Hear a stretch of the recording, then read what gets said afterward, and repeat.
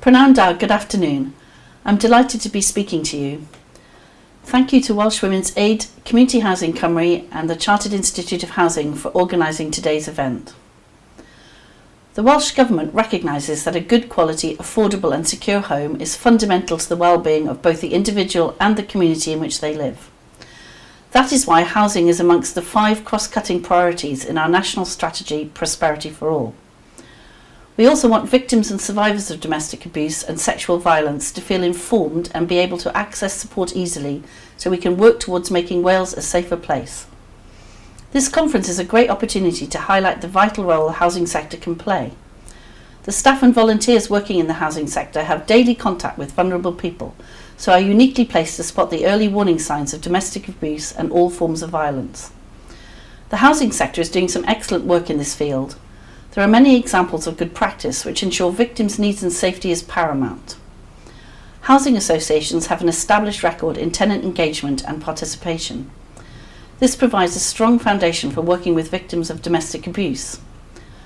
I want to encourage the housing sector to continue to work and enhance relationships with local domestic abuse services. These services have the specialist skills to support our most vulnerable people. One of the ways this can happen is by partnering with others to deliver Ask and Act. Ask and Act trains front-facing staff to recognise signs of abuse or violence, ask targeted but sensitive questions and signpost support.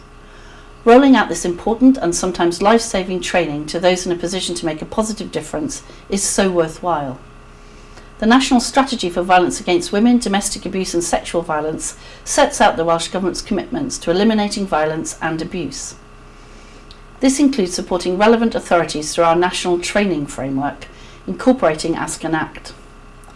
I'm really pleased that over 70,000 people in Wales have accessed training under the national training framework, and our e-learning and awareness raising module is widely available and has been accessed by 127,000 people. It should be a key priority for everyone to establish and build safer communities. We still have so much to do to ensure everyone lives free from fear or violence. This includes violence against women, other gender-based violence, domestic abuse and sexual violence, and its causes and consequences.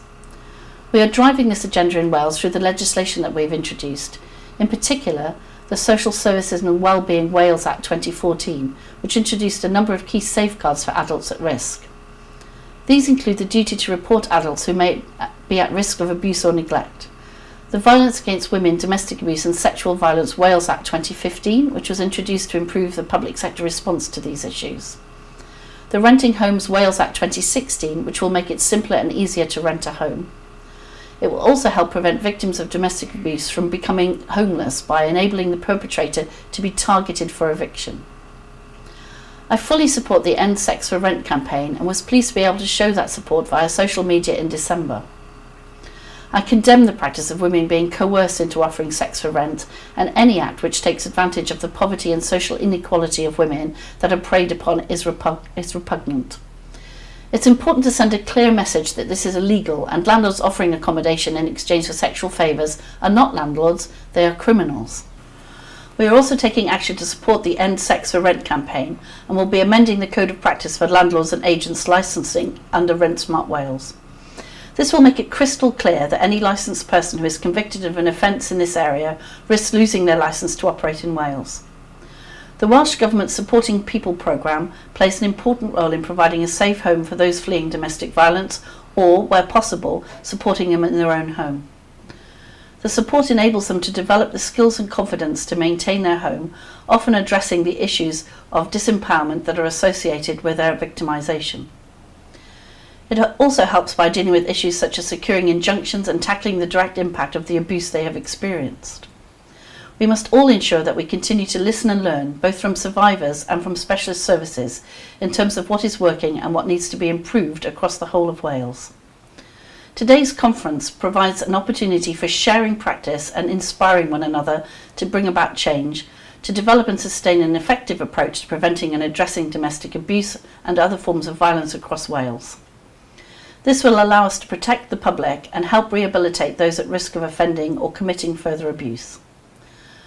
The Welsh Government has recently published standards for services working with perpetrators of violence against women, domestic abuse and sexual violence.